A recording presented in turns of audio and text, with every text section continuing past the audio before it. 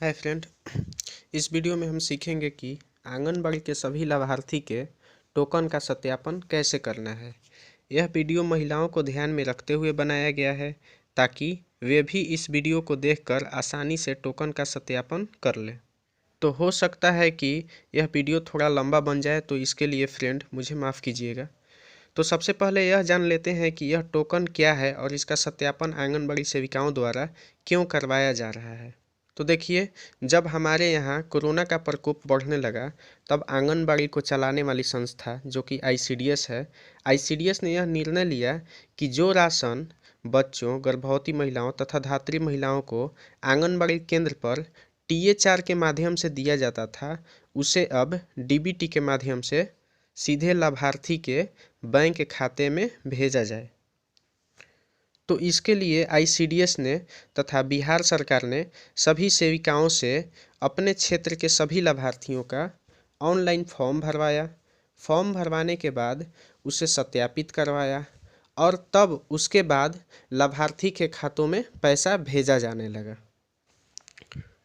पर इसमें एक समस्या आने लगी कि सभी लाभार्थी के खातों में पैसा नहीं जा रहा था। मतलब अगर कोई सेविका 100 बच्चों या 150 बच्चों का फॉर्म भरी है, तो उसमें से केवल 20, 30 या 40 या 50 बच्चों के खाते में ही पैसा जा रहा था, अर्थात शायद उसमें भी धांधली होने लगा था। तब फिर आईसीडीएस ने फिर से सेविकाओं के हाथ में टीए4 वितरण का कार्य सौंपने का निर्णय लिया। पर टीए4 वितरण में आईसीडीएस ने एक नया नियम लगा दिया है।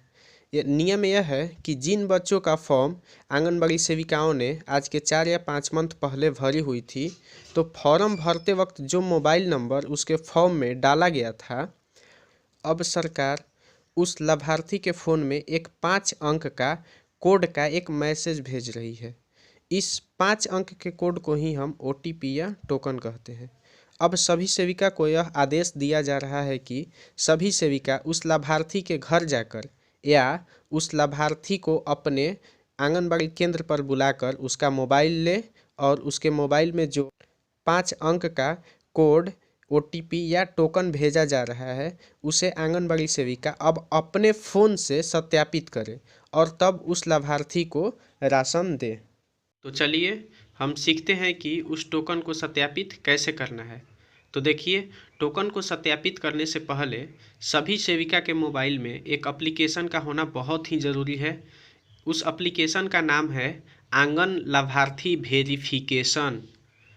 अगर आपके फ़ोन में यह एप्लीकेशन नहीं है तो पहले इसे डाउनलोड करें। डाउनलोड करने के लिए सबसे पहले आप अपने मोबाइल के नेट को ऑन कर लें। नेट को ऑन करने के बाद आपके मोबाइल फ़ोन में एक प्ले स्टोर नाम का एप्लीकेशन दिया होगा, आप उसको ओपन कर लेंगे।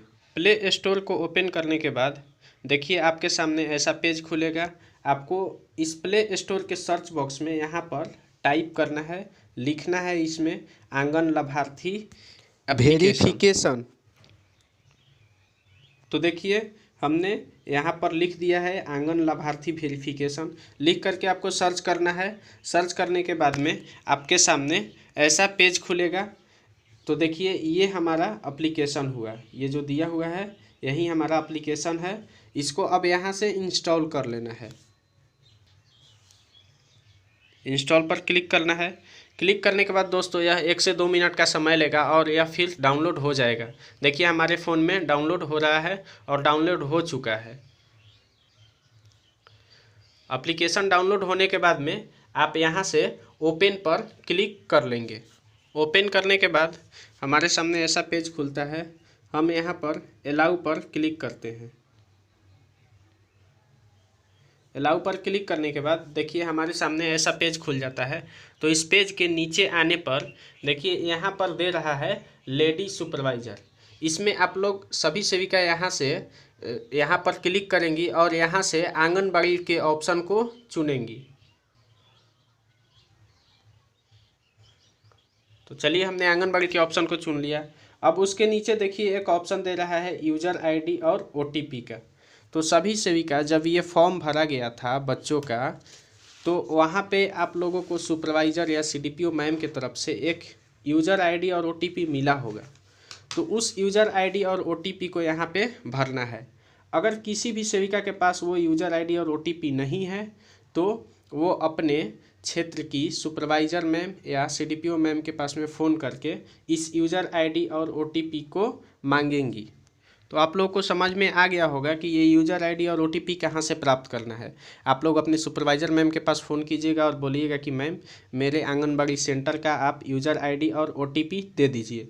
जैसे ही आपको यूज़र आईडी और ओटीपी वहाँ से प्राप्त होता है, आप उस यूज़र आईडी और ओटीपी को डाल करके यहाँ पर लॉगिन कर दीजिएगा। तो देखिए हमने अपने क्षेत्र का, अपने आंगनबाड़ी का यूज़र आईडी और ओटीपी डाल दिया है। उसके बाद में हम लोग डालने के बाद में अब लॉगिन पर क्लिक करते हैं। लॉगिन पर क्लिक करने के बाद में कुछ समय बाद देखिए हमारे सामने ऐसा पेज खुलता है। तो इस पेज के सबसे हम लोग नीचे में आएंगे। नीचे में आने पर हमारे सामने एक ऑप्शन दिया हुआ है, एकीकृत बाल विकास सेवा ICDS लाभार्थी वेरिफिकेशन OTP द्वारा। हम लोग इस पर क्लिक कर देते हैं। क्लिक करने के बाद देखिए हमारे सामने कुछ इस तरह का पेज खुल जाता है। तो सबसे पहले इस पेज पर देखिए एक ऑप्शन दिया हुआ है, सिंक्रनाइज करें। हम लोग इस पर क्लिक कर देते हैं।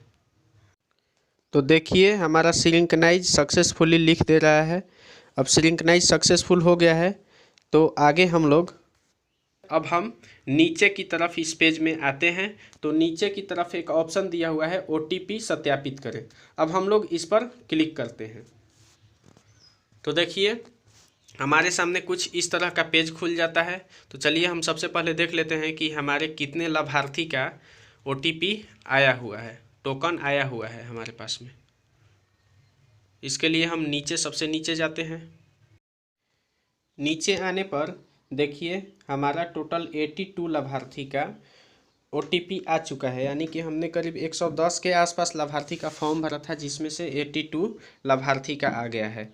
अब हमें बारी बारी से सभी लाभार्थी का OTP को सत्यापन करना है। तो देखिए सत्यापन कैसे करना है। सबसे पहले जितनी भी सेविका हैं एक कॉपी ले लीजिएगा और कॉपी से एक टेबल बना लीजिएगा। एक में लाभार्थी का नाम, फिर पिता का नाम, माता का नाम, उसका मोबाइल नंबर और फिर उसका लाभार्थी ID जो कि यहाँ पर दे रहा है, उस लाभार्थी ID को नोट कर लेना है।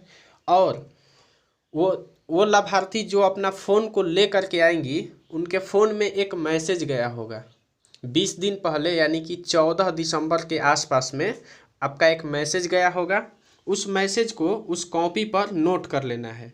ध्यान दीजिए कि वो मैसेज में 5 अंक का कोड होता है, जैसा कि हम आपको दिखा देंगे आगे चल के, अभी दिखा रहे हैं आपको। उस 5 अंक के कोड को आपको नोट कर लेना है। तो देखिए उसमें ना 5 अंक का जो कोड दिया गया है वो टोटल 4 दिया गया है। तो वो आपका 4 महीना के लिए है। एक दिसंबर का है, फिर एक जनवरी का है, फिर एक फरवरी 2021 का है, फिर एक मार्च 2021 का है। टोटल 4 महीना का वहाँ से OTP आपको एक ही बार में दे दिया गया है। उसको आप लोग अपने कॉपी पर नोट कर लीजिएगा, ताकि हर महीने आप उसी कॉपी को देख करके वेरीफाई कीजिएगा। तो देखिए हमने लाभार्थी का यहाँ पे टेबल बना लिया है। इसमें आप लोग देखेंगे कि हमने लाभार्थी का नाम लिख लिया है यहाँ पर। उसके बाद में लाभार्थी किस प्रकार का है, स्कूल पूर्व का है या कुपोषित या अति कुपोषित या धात्री महिला है या गर्भवती महिला, उसके पिता का नाम लिख लिया है, यहाँ माता का नाम लिख लिया है, यहाँ पे उसके आधार नंबर, जो आधार नंबर हमने फॉर्म भरते वक्त डाला था उस आधार नंबर को लिख लिया है, और उनका मोबाइल नंबर यहाँ पे लिख लिया है। और ये पासवर्ड आपको नहीं लिखना है, क्योंकि ये पासवर्ड उस फॉर्म को भरते समय लिखा गया था 4 अंक का पासवर्ड, वो तो ये आपको नहीं लिखना है। और देखिए इस खाने में आप लोगों को लाभार्थी ID जो दे रहा है उस लाभार्थी ID को लिखना है। और इसके बाद में आप लोगों को यहाँ पे किनारे में जो मोबाइल में 4 अंक का OTP दे रहा है, यहाँ पे आप लोग को OTP लिख लेना है। जैसे देखिए हमने एक लाभार्थी का यहाँ पे OTP लिखा हुआ है। जैसे देखिए हमने एक लाभार्थी का यहाँ पे दिया हुआ है OTP, ये 1 मंथ का है उसका, ये दूसरा मंथ का, ये तीसरा मंथ का और ये चौथा मंथ का। एक लाभार्थी का टोटल 4 OTP आ रहा है, एक ही मैसेज में चारों OTP लिख दे रहा है। आप उस OTP को ऐसे ही कॉपी पर नोट कर लीजिएगा ताकि आपको सत्यापन करने में आसानी हो। उसी तरह से देखिए हमने दूसरे लाभार्थी का भी यहाँ पे चारों मैसेज को लिख लिया है हमने। अब यहाँ पे आप लोग के सामने एक समस्या आएगा। समस्या ये आएगा कि मान के चलिए ये पिता देखिए मल्लू शर्मा है और ये पिता मल्लू शर्मा है, तो ये दोनों एक ही घर के ये लाभार्थी हैं, एक राजेश कुमार नाम के और एक विकास कुमार नाम के। तो आप लोगों को कैसे पता चलेगा कि ये किस लाभार्थी का ये जो मैसेज आया हुआ है ये किस लाभार्थी का मैसेज है, राजेश कुमार का है या विकास कुमार का है? तो देखिए जब आप लोग वहाँ पे मोबाइल फ़ोन देखेंगे उनका, तो उनके फ़ोन का ये लास्ट 2 डिजिट मिला लीजिएगा।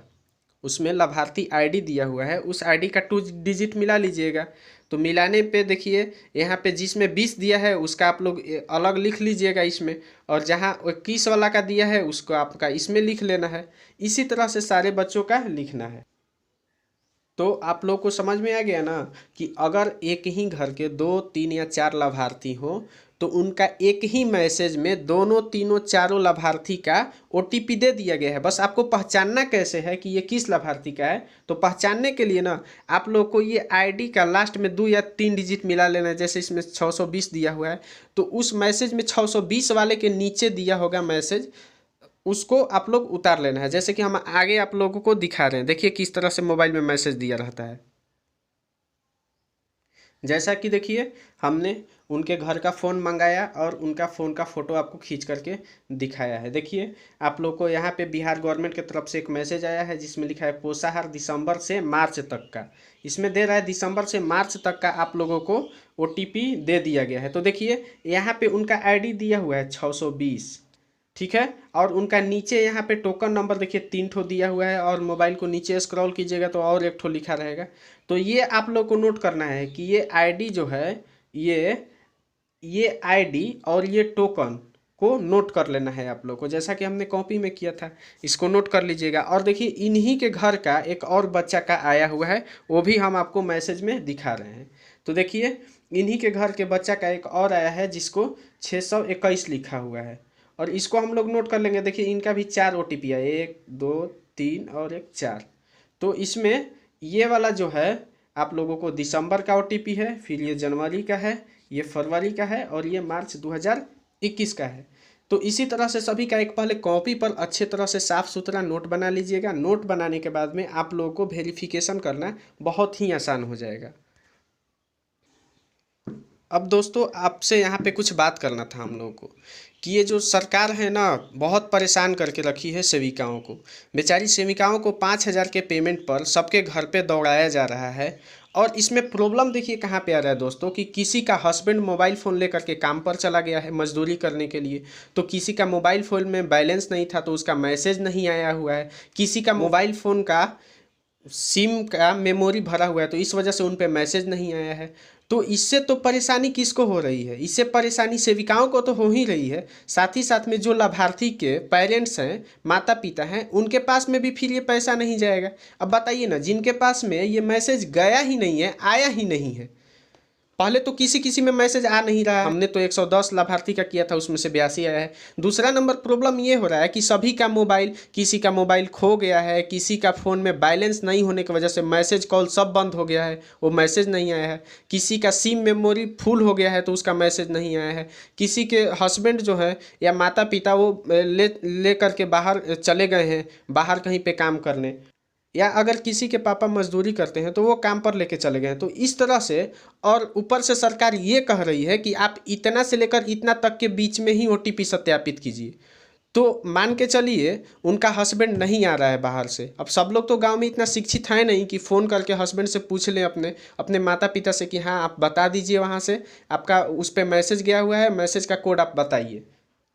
तो ये सरकार जानबूझ करके ना सभी सेविकाओं को परेशान करके रखी हुई है, और सेविका को समझ में नहीं आ रहा है कि पता नहीं वो क्या सोच रही हैं कि सभी सेविका इसको कर रही हैं। अभी तो सभी सेविकाओं को ना फ़ोन चलाने तक नहीं आ रहा है। तो सभी सेविकाओं से ये अपील कर रहे हैं कि आप लोग मजबूती के साथ में खड़े होइए, सरकार के पास में आप लोग दरख्वास्त कीजिए, सीधे पटना दरख्वास्त को अपना लेटर लिख करके भेजिए, उस पर सभी सेविकाओं का साइन करा के, या फिर आप लोग कोर्ट में ना याचिका दायर कीजिए कि ऐसा किया जा रहा है। सभी सेविकाओं के ऊपर ना एक मानसिक दबाव बना दिया गया है, इतना मानसिक दबाव ना कि जल्दी करो, और ऊपर से सीडीपीओ मैम और सुपरवाइजर मैम वो भी टॉर्चर करके रखी हुई हैं सभी को कि आप जल्दी कीजिए, आपका भी नहीं हुआ है सत्यापित। अरे भाई कहाँ से करें, किसी का फ़ोन नहीं मिल रहा है तो किसी का फ़ोन गुम हो गया है, किसी का फ़ोन हस्बैंड बाहर लेकर के चला गया है, तो किसी के फ़ोन में बैलेंस नहीं होने की वजह से मैसेज नहीं आया है, तो अब कहाँ से किया जाएगा बताइए, इसका जिम्मेवार कौन होगा। अगर उस लाभार्थी के घर पे उसका राशन नहीं मिल रहा है तो इसका जिम्मेवार कौन है। पहले तो आंगनबाड़ी पर ये आरोप लगता था कि वो लोग टीएचआर में अब कुछ बचा ले रही हैं, तो अब ये सरकार बताए ना कि यहाँ पे कौन लापरवाही कर रहा है, किस वजह से लाभार्थी को टीएचआर नहीं मिल पा रहा है। सबसे तो अच्छा था ना सरकार भेज रही थी तो वही सिस्टम रखती डीबीटी के माध्यम से, क्या ज़रूरत था इन आंगनबाड़ी सेविकाओं को देने का। इनको तो खुद ही फ़ोन अभी चलाने तक नहीं आता, एक फ़ोटो भेजना हो ना व्हाट्सएप पे वो नहीं करने आता, ये क्या करेंगी नेट से संबंधित काम। और सेविकाओं भी वैसी हैं, चुपचाप सहन कर ले रही हैं। आप लोगों से अपील कर रहे हैं, हाथ जोड़ करके अपील कर रहे हैं कि आप लोग मजबूती के साथ में खड़े होइए, नहीं तो आज खड़ा नहीं होइएगा ना तो कल को आपको बहुत ज़्यादा परेशानी झेलना पड़ेगा। तो चलिए हम आगे का प्रोसेस बता रहे हैं अब आपको। देखिए हम अभी लिख लिए हैं 2 बच्चा का, यहाँ पे एक ये जो राजेश कुमार है इनका हमने ओटीपी उतार लिया है फ़ोन से, और एक जो ये विकास कुमार हैं हमने इनका ओटीपी यहाँ पे देखिए हमने उतार लिया है। अब इनको देखिए हम लोग सत्यापन कैसे करेंगे। देखिए राजेश कुमार का 620 दिया हुआ है और विकास कुमार का 621 दिया हुआ है। अब इनके ओटीपी को हम लोग वहाँ पे भरने के लिए सीखते हैं। चलिए हम लोग केवल ये 620 में केवल ये 1 मंथ का जो दे रहा है 15,061 हम इसको नोट कर लेते हैं, और 621 वाला में जो ये दिया हुआ है 15,935 इसको हम लोग वहाँ पे चल के भरते हैं। तो अब देखिए यहाँ पे लाभार्थी आईडी 620 दिया हुआ है, हम इनका जो कोड था 15,061 हम उस कोड को यहाँ पर नीचे में आकर जहाँ पर दिया हुआ है ओटीपी डालें, यहाँ पर उनका ओटीपी डालते हैं, डालने के बाद में सत्यापित करना है और उसके बाद में फिर अपलोड टू सर्वर करना है। तो चलिए हम डालकर दिखा रहे हैं आपको। चलिए ओटीपी इनका हम दर्ज करते हैं।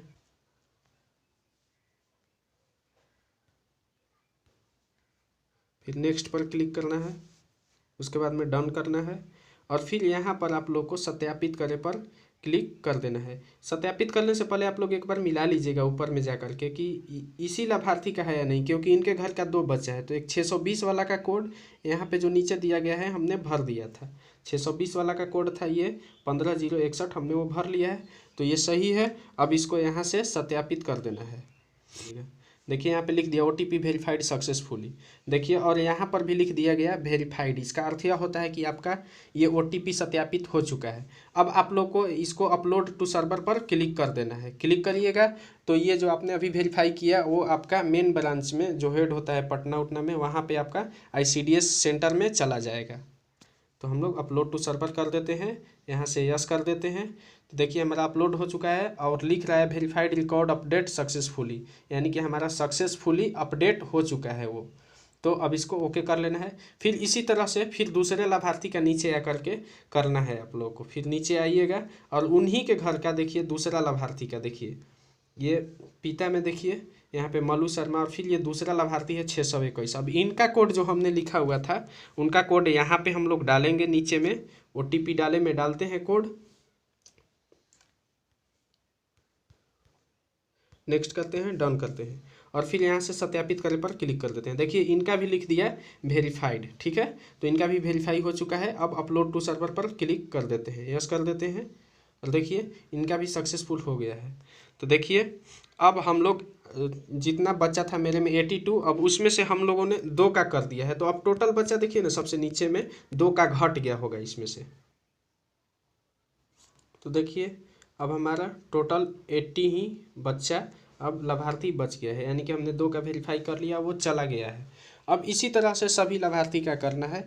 तो अगर आप लोगों को अभी भी कुछ समझ में नहीं आए तो आप लोग कमेंट बॉक्स में अपना प्रश्न लिखिएगा, हम जल्द से जल्द उसका जवाब देने का कोशिश करेंगे। और इस वीडियो को अगर यह अच्छा लगा हो तो दूसरे के पास में भी शेयर कीजिएगा, इसको भेजिएगा, ताकि दूसरे आंगनबाड़ी की सेविका भी इसे देख करके अपना वेरिफिकेशन कर सके। वीडियो को देखने के लिए धन्यवाद। जय हिंद।